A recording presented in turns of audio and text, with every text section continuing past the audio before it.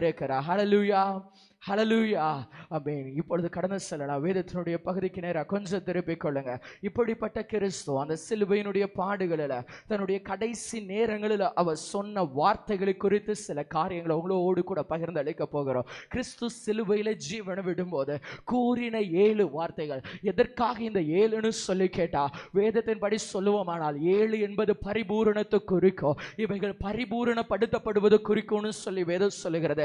அவர் கடைசியாய் கூறப்பட்ட 7 வார்த்தைகளுக்கு ஏன் இவ்வளவு முக்கியத்துவம்? கிறிஸ்து நமக்காக 2000 வருடங்களுக்கு முன்பு இந்த பூமியில கடந்து வந்து சிலுவையில மரித்தது நிமித்தம் அது நினைவு கூறுகிற வேளையில எதற்காக இந்த 7 வார்த்தைகள் முக்கியத்துவப்படுத்தப்படுகிறதுன்னு சொன்னா, ஒரு மனுஷனுடைய வாழ்க்கையினுடைய கடைசி ஜீவன் விடுகிற நேரத்தில் அவங்க பேசுகிற வார்த்தைகள், அதாவது தான் தாயின் கற்பத்திலிருந்து உருவாக்கப்பட்ட நாள் முதற்கொண்டு தன் மரண நாட்கள் முழுவதும் ஒரு மனுஷன் தன்னுடைய வாழ்க்கையில சேகரித்த நினைவுகள், அனுபவங்கள், கடந்து வந்த பாதைகள், கடந்து வந்த வழிகள், இன்னும் அநேக காரியங்கள் அவங்களை ஞானவான்களாகவோ இல்ல அதிபுத்திசாலிகளாகவோ இல்ல விலையேற பெற்ற கனவான்களாகவோ மாற்றி இருக்கலாம். அப்படி மாற்றப்பட்ட எத்தனையோ கனவான்களை ஞானவான்களை இந்த உலகத்தில் நாம காண்கிறவர்களா இருக்கிறோம். அதே போல கிறிஸ்து கடந்து வரும்போது கூட அவர் வேதத்தின்படி அவருடைய ஞானத்தில் அவர் கடந்து வந்திருந்தார். இன்னும் சொல்லுற, இவ்வளவு கனத்தையும் ஞானத்தையும் அனுபவங்களையும் உடையவங்க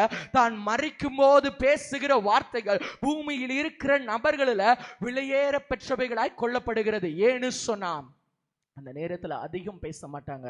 அவங்க ஒரு வார்த்தையை சொன்னாலும் அந்த ஒரு வார்த்தையில் அவங்களுடைய வாழ்க்கை முழுவதும் அடங்கி இருக்கும் என்று சொல்லி, ஹல்லேலூயா, அந்த வாழ்க்கையினுடைய பாதைகள், அனுபவங்கள் அந்த ஒரு வார்த்தையில் அடங்கி இருக்கும்னு சொல்லிதான் மரண நேரத்தில் வெளிப்படக்கூடிய வார்த்தைகள். இன்னும் மறிக்கிற சிலர் இடத்துல கேட்பாங்க, கடைசியாக ஏதாவது சொல்ல விரும்புகிறீங்களா? கடைசியாக ஏதாவது நீங்கள் யாரிடத்திலாவது சொல்ல விரும்புகிறீங்களா? ஏன்னா அந்த வார்த்தையினுடைய விலை, அந்த வார்த்தையினுடைய மதிப்பு அவ்வளவு விலையேற பெற்றதென்று நாம் இந்த உலகத்தில் இருக்கிற நபர்கள் சுட்டி காண்பிக்கிறாங்க. இப்படி இருக்குமானா கிறிஸ்து சிலுவையில் மரிக்கும் போது அவர் கண்டிருந்ததோ, கேட்டிருந்ததோ, அனுபவித்திருந்ததோ, வாழ்ந்திருந்ததுமைகளுக்குள்ள இருந்து கடந்து வந்து தேவனாகிய கர்த்தரை குறித்து பிரசங்கித்து அவரை குறித்து ஜனங்களுக்கு தன்னுடைய மகிமையை வெளிப்படுத்தி கொடுத்து அவர்களுக்கு நடுவில் தன்னுடைய ஊழியத்தை நிறைவேற்றின தேவனாகிய கிறிஸ்து அவர் மரிக்கும் போது பேசின வார்த்தைகள் ஒவ்வொன்றும் ரொம்பவும் வித்தியாசமானது, விலையேற பெற்றதாக இருக்கிறது. ஹல்லேலூயா. முதலாவது வார்த்தையை கொஞ்சம் எடுத்தவங்க வாசிங்க. லூக்கா எழுதின சுவிசேஷத்தினுடைய புத்தகம் 23வது அதிகாரம் 33, 34வது வசனத்தை கொஞ்சம் வாசிக்கிறீங்களா? கபாலஸ்தலம் என்று சொல்லப்பட்ட இடத்தில் அவர்கள் சேர்ந்த பொழுது அங்கே அவரையும் அவருடைய வலது பக்கத்தில் ஒரு குற்றவாளியையும் அவருடைய இடது பக்கத்தில் ஒரு குற்றவாளியையும் சிலுவைகளில் அறைந்தார்கள். அப்பொழுது இயேசு, பிதாவே, இவர்களுக்கு மன்னியும், தாங்கள் செய்கிறது இன்னதென்று அறியாதிருக்கிறார்களே என்றார். ஆமென், ஹல்லேலூயா. சிலுவையிலே கிறிஸ்து பேசின முதல் வார்த்தை, அப்பொழுது இயேசு, பிதாவே, இவர்களுக்கு மன்னியும், தாங்கள் செய்கிறது இன்னதென்று அறியாதிருக்கிறார்கள். வேதத்தின்படி சொல்லணுமானா இந்த முதல் வார்த்தையை குறிப்பிடும் போது சொல்லுவாங்க, இந்த வார்த்தை மன்னிப்பின் வார்த்தை என்று சொல்லப்பட்டு இருக்கிறது. கர்த்தராகிய இயேசு கிறிஸ்து சிலுவையில் அறையப்படும் போது அவர் சொல்லுகிற வார்த்தை ரொம்ப அழகா இருக்கும். பிதாவே, இவர்களை மன்னியும், தாங்கள் செய்கிறது என்னதென்று அறியாதிருக்கிறார்கள். கிறிஸ்து ஒரு பாவமும் செய்யலதா, கிறிஸ்து ஒரு அக்கிரமமும் நடப்பிக்கலதா. அவர் பூமியில வாழ்ந்து தெரிந்த காலங்கள் முழுவதும் வேதம் சொல்லுகிறது அவர் நன்மை செய்கிறவராய் சுற்றி தெரிந்தார். பாவிகளுக்கும் நன்மன்றி அறியாத துரோகிகளுக்கும் கூட அவர் நன்மை செய்கிறவராய் சுற்றி தெரிந்தார். ஆனால் உலகமோ அவரை சிலுவையில ஏற்றும்படிக்க, சிலுவையில அவரை பலியாக ஒப்பு கொடுக்கும்படிக்க அவருக்கு மேலாக தன்னுடைய கரங்களை உக்கிரப்படுத்தினது, தன்னுடைய கரங்களை அவருக்கு விரோதமாக உயர்த்தினது. அந்த வேளையில் கிறிஸ்து சிலுவையில கூறின முதல் வார்த்தை, பிதாவே, இவர்களுக்கு மன்னியும், தாங்கள் செய்கிறது இன்னதென்று அறியாதிருக்கிறார்கள். இவைகளை குறித்து சொல்லுனா கிறிஸ்து எவைகளை மன்னித்தா? முந்தின காரியங்கள்ல சொல்லப்பட்டு இருக்கிற முந்தின வசனங்களில் அவர் கள்ளர்களோடு கூட சிலுவையில் அறையப்பட்டா. பூமியில் அவர் வாழ்ந்த நாட்கள் முதற்கொண்டு வேதத்தை குறித்து பிரசங்கிக்கிறவராகவோ, அவர் நன்மைகளை செய்கிறவராக, அற்புதங்களை செய்கிறவராகவோ, இன்னும் வேதத்தின்படி சொல்லணும்னா தீமையான குற்றமானவைகளின் குற்றத்திற்கு ஏதுவான ஒன்றோ அவரிடத்துல காணப்படவில்லை என்று சொல்லப்பட்டு இருக்கிறது. அப்படிப்பட்ட வேளையில அவருடைய வம்சத்தினுடைய வரலாறு, அவர் கடந்து வந்த பாதையினுடைய சுவட்டையே அவங்க சொல்லுறாங்க. கள்ளர்களுக்கு மத்தியில ஒரு கல்லனை போல அவரை சிலுவையில தொங்க செய்து, அந்த கள்ளர்களுக்கு அவர் தேவன் என்று இல்ல, அந்த கள்ளர்களுக்கு அவர் தலைவர் என்று சொல்லாமல் சொல்லும்படிக்க அவர்களுக்கு நடுவுல கிறிஸ்துவினுடைய சிலுவையை ஸ்தாபிச்சாங்க. இப்படியாக தன்னுடைய சாட்சியை கெடுக்கிற வேளையில, தன்னுடைய பாதையினுடைய ஜீவிதத்தினுடைய நாட்களை கெடுக்கிறவைகளுக்கு மத்தியில, தன்னுடைய சாட்சிக்கு விரோதமாக பொய் சாட்சியை உண்டாக்குகிறவைகளுக்கு மத்தியில கிறிஸ்து சொன்ன முதல் வார்த்தை, மன்னியுங்கப்பா, தாங்கள் செய்கிறது இன்னதென்று அறியாதிருக்கிறார்கள். அடுத்ததாக சொல்லுவேனா, முதல் காரியத்தை சொல்லுறேன், அவருடைய சாட்சியை கெடுக்கணும்னு அவங்க நினைச்சதை மன்னிங்கன்னு சொன்னாரு. ரெண்டாவது காரியத்தை உங்களோடு கூட சொல்லணும், சிலுவையில அறையப்படும்படி ஒப்பு கொடுத்தாங்கல்லவா, அதை மன்னிச்சிருங்கன்னு சொல்லுறாரு. அவங்கள நான் நேசிக்கிறேனா, இந்த வார்த்தையை கேட்கிற ஒவ்வொருவரையும் கத்த நேசிக்கிறாதா, இந்த பூமியில் இருக்கிற ஒவ்வொரு மனுஷனையும் கத்த நேசிக்கிறாதா, அந்த மனுஷனை திரும்ப தேவ சமூகத்தில் ஐக்கியப்படுத்தும்படிக்கு கத்தராகிய தேவன் கடந்து வந்தாருதா. ஆனா அதே மனுஷங்க அவர் மேல கொலை வெறி கொண்டு, அவர் மேல கொலை பாதகம் கொண்டு அவரை சிலுவையில அறையும்னு சொல்லி, ஒரு குற்றமும் காணாத வேளையில, ஒரு குற்றமும் காணப்படாத வேளையில பிலாத்துவினிடத்துல சொன்னாங்கல்லவா, பரபாச விடுதலை பண்ணுங்க, அவனுக்கு சிலுவையில அறைங்க, அவனை சிலுவையில அறைங்கன்னு சொன்னாங்கல்லவா. அந்த வார்த்தைகளை பண்ணுங்க.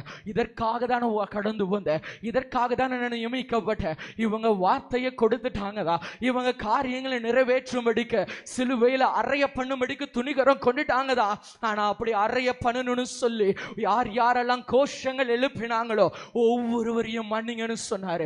மூன்றாவது காரியத்தை இதிலிருந்து கற்றுக்கொள்ளுவோம். ஆனா வேதத்துல சொல்லப்பட்டு இருக்கிறது 34வது வசனம், அவருடைய வஸ்திரங்களை அவர்கள் பங்கிட்டு சீட்டு போட்டுக் கொண்டார்கள். இந்த காரியத்திலிருந்து இன்னொரு காரியத்தை உங்களுக்கு சொல்லிக் கொடுக்கணும். ரோம பேரரசர்களுடைய சேவர்களுடைய ஒரு பிரதானமான காரியம் இவ்வாறாக இருந்தது. என்னன்னு சொன்னா, சிலுவையில தூக்கப்படுகிற எந்த ஒரு மனுஷனுடைய உடைமைய அவர்கள் தனக்குரியவைகளாய் மாற்றிக்கொண்டு, அவைகளுக்குள்ள யார் சிலுவையில் அந்த மனுஷனை அறைகிறாங்களோ அவர்களுக்குள்ள அவைகளை சீட்டு போட்டு பங்கிட்டு கொள்ளுவார்கள் என்று வேதத்தில் ஒரு காரியம் சொல்லப்பட்டு இருக்கிறது. அந்த காலங்களில் இப்படிப்பட்ட காரியங்கள் அவர்களால் கடைபிடிக்கப்பட்டு கொண்டு இருந்தது. அப்படிப்பட்ட வேளையில வேதத்தில் இருந்து சொல்லணும்னா, பூமி அவர் உண்டாக்கி இருந்தோ, பூமி அவருடைய வார்த்தையால சிருஷ்டித்து இருந்தோ, இந்த உலகத்தினுடைய மேன்மைகள் எல்லாம் அவருடைய கரங்களுக்கு அவருக்காக உண்டாக்கப்பட்டு இருந்தோ, வேதம் சொல்லுகிறது, தன்னிடத்துல ஒன்று இல்லாதவரை போல தன்னிடத்துல இருக்கிறவைகளை முழுவதுமா உரிந்து கொண்டு, வஸ்திரங்களை முழுவதுமா எடுத்துக்கொண்டு அவைகளுக்கோட பங்கிட்டு கொண்டார்கள் என்று. அதாவது இன்றைக்கு உங்களுக்கு புரியுற மாதிரி இவைகள் இருந்து ஒரு காரியத்தை சொல்லுவோமானா, இன்றைக்கு உங்களுடைய மேன்மையை, இன்றைக்கு உங்களுடைய காரியங்களை, இன்றைக்கு உங்களுடைய செல்வங்களை, இல்லை இன்றைக்கு உங்களுடைய ஆசீர்வாதங்களை பிறர் பங்கிட்டு கொள்ளுவார்கள். ஆனா பிறர் அவைகளை அபகரித்து கொள்ளுவார்கள். கர்த்தருடைய ஆவியானவர் சொல்லிக் கொடுக்கிற வார்த்தை என்னவென்றால், அவைகளையும் மன்னிக்க கற்றுக்கொள்ளுங்கள் என்று. கிறிஸ்து அவைகளை மன்னித்தது போல, கிறிஸ்து இந்த காரியங்களை மன்னித்தது போல இவைகளையும் மன்னிக்க கற்றுக்கொள்ளுங்கள் என்று சொல்லிக் கொடுக்கிற ஒரு வார்த்தை. ஹல்லேலூயா, ஹல்லேலூயா. ஜீவன் போகிற நேரத்துல கூட அவர் அந்த மனுஷனை திரும்ப தேவனடையில சேர்த்து கொள்ளும்படிக்கு பிழைகளை தேடி தேடி பார்த்து சரி பண்ணின ஒரு தேவன். ஹல்லேலூயா. ஒருவங்க நமக்கு விரோதமா எழும்பினா நம்ம சொல்லுகிற வார்த்தை, அவங்க நல்லா இருக்கக்கூடாது, விரோதமா எழும்பிட்டா இவங்க இருக்கக்கூடாது, எனக்கு விரோதமா அந்த வார்த்தையை பேசிட்டாங்க, எனக்கு இருக்கக்கூடாது. வேதத்தில் சொல்லப்பட்டு இருக்கிறது, இப்பொழுது நான் வேண்டிக் கொள்வேன், ஆனால் 12 லேகியோனுக்கும் அதிகமான தூதர்களை கர்த்தர் கட்டளையிடுவாரே என்று இயேசு கிறிஸ்து சொன்ன வார்த்தை. ஆனா அவர் வேண்டிக் கொள்ளலையே, அமைதி காத்திருந்தாரே. எதற்காக? மன்னிக்கும்படியாக. மனுக்குலத்தினுடைய பாவங்களையும் அக்கிரமங்களையும் முழுவதும் அவர் நிறைவேற்றி சுமந்து தீர்க்கும்படியாக அவர் அமைதி காத்தார் அல்லவா. வேதத்தில் இது கொத்த ஒரு வார்த்தை இன்னொன்று இருக்கிறது. இந்த மன்னிப்பினுடைய காரியங்களை குறித்து சொல்லுவோமானா, எடுத்தவங்க கொஞ்சம் வேகமா வாசிக்கிறீங்களா? மத்தேயு எழுதின சுவிசேஷத்தினுடைய புஸ்தகம் 18வது அதிகாரத்தினுடைய 18வது வசனம் 35வது வசனத்தை கொஞ்சம் வாசிங்க. மத்தேயு எழுதின சுவிசேஷம் 18வது அதிகாரம் 18வது வசனம் 35வது வசனம். பூலோகத்திலே நீங்கள் எவைகளை கட்டுகிறீர்களோ அவைகள் பரலோகத்திலும் கட்டப்பட்டு இருக்கும். 35வது வசனத்தை கொஞ்சம் வாசிங்க. நீங்களும் அவனவன் தன் சகோதரன் செய்த தப்பிதங்களை மனப்பூர்வமாய் மன்னியாமற் போனால் என் பரமபிதாவும் உங்களுக்கு இப்படியே செய்வார். கிறிஸ்து சிலுவையில் அடிக்கப்படும் போது, அவர் சிலுவையில தொங்கின நேரத்துல அவர் முதலாவது சொன்ன வார்த்தையில இருந்து கற்றுக்கொள்ளக்கூடிய அனுபவம் என்னவானா, மன்னிப்பினுடைய அனுபவம். இன்றைக்கு தேவன் அறிந்திருந்து ரட்சிக்கப்பட்டு விசுவாசிகளா அவருடைய சமூகத்துல ஆவியினுடைய கிருபைகளையோ வரங்களையோ பெற்று இருக்கிற அநேகருக்குள்ள காணப்படாத ஒரு ஸ்பாவம் மன்னிக்கிற ஸ்பாவம். வேதம் இவைகளை குறித்து சொல்லும் போது சொல்லுகிறது, பரலோகத்தில் நீங்க எவைகளை கட்டுகிறீர்களோ அவைகள் பூலோகத்திலும் கட்டப்பட்டு இருக்கும். இந்த வார்த்தையினுடைய சாயலை குறித்து இன்னும் சொல்லணும்னா, நீங்கள் எவைகளை மன்னிக்கிறீங்களோ அவைகள் உங்களுக்கும் மன்னிக்கப்பட்டு இருக்கும். நீங்க எந்த காரியங்களை கிறிஸ்துவனுடைய சமூகத்துல யார் யாருக்கு மன்னித்து கொடுக்கிறீங்களோ, இல்லை இவர்களை மன்னிக்கிறேன் என்று ஒப்புரவாகிறீங்களோ, அந்த காரியங்களில் கர்த்தர் உங்களுக்கு ஒரு மன்னிப்பை கொடுக்கிறார் என்று வேதம் சொல்லுகிறது. அடுத்த ஒரு வார்த்தை சீமோன் கேட்கும்போது 22வது வசனத்துல கர்த்தர் சொல்லும்போது சொல்லுறா, என் சகோதரன் 7 தரம் குற்றம் செய்தாலோ நான் அவனை மன்னிக்க வேண்டுமோ என்று சொல்லி கேட்கும்போது கர்த்தர் சொல்லும்போது சொல்லுறாரு, 7 தரம் அல்ல 70 தரம் மன்னிக்க கற்றுக்கொள்ளுங்க. அதாவது இவ்வளவுதான் மன்னிக்கணும்னு சொல்லி ஒரு அளவுகோல் கொடுக்கப்படல, இவ்வளவுதான் மன்னிப்பை கற்றுக்கொள்ளணும்னு ஒரு அளவுகோல் கொடுக்கப்படல.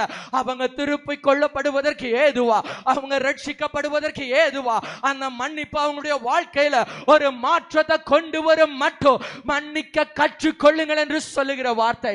கரங்களை உயர்த்தி தேவநாமத்தை மகிமைப்படுத்துவோமா? இந்த காலை வேளையில அப்படியே கரங்களை உயர்த்தி கண்களை மூடி சிரசை தாழ்த்தி தேவனுடைய சமூகத்துல எவைகளில் நான் மன்னிக்கணும், எவைகளை நான் யாருக்கு மன்னிக்கணும், எவைகளில் நான் மன்னிப்பு கொடுக்காதவனா இருக்கிறேன், எவைகளில் நான் துணிகரம் உள்ளவனா இருக்கிறேனோ, இன்றைக்கு உம்முடைய வார்த்தையின் நிமித்தம் மன்னிக்க கற்றுக்கொடு ஏசப்பா. ஒரு விஷயம் எனக்கு மன்னிக்க சொல்லி தாருங்கன்னு சொல்லி அவருடைய கரங்களில் ஒப்பு கொடுத்து ஜெபிப்போம். உங்க சத்த உயர்த்தி ஒப்பு கொடுத்து ஜெபிக்கிறீங்களா? இன்னைக்கு எனக்கு மன்னிக்க சொல்லித்தாங்கப்பா, இன்னைக்கு எனக்கு மன்னிக்க சொல்லித்தாங்க. வாழ்க்கையில என்றைக்கோ யாரோ செய்திருந்த தவறுகள் இருக்கட்டும், கர்த்தருடைய சமூகத்துல ஒரு விஷயம் சொல்லுங்க, மன்னியுங்கப்பா, ஒரு விஷயம் மன்னியுங்கப்பா, ஒரு விஷயம் மன்னியுங்கப்பா. விரோதமா பேசினாங்களா, விரோதமா கிரியை செய்தாங்களா, இல்ல உடைமைகளை பங்கிட்டு கொண்டாங்களா, இல்லை உனக்குண்டானவைகளை அபகரித்து கொண்டாங்களோ, கர்த்தருடைய சமூகத்துல ஒப்பு கொடுத்து சொல்லுங்க. அறியாத இருக்கிறாங்க, தாங்கள் செய்கிறது இன்னதென்று அறியாது இருக்கிறாங்க, தாங்கள் செய்கிறது இன்னதென்று அறியாது இருக்கிறாங்க. மன்னியுங்க ஏசப்பா, ஒரு விஷயம் மன்னியுங்க ராஜா, ஒரு விஷயம் மன்னியுங்கப்பா. ஆமென் இயேசுவே.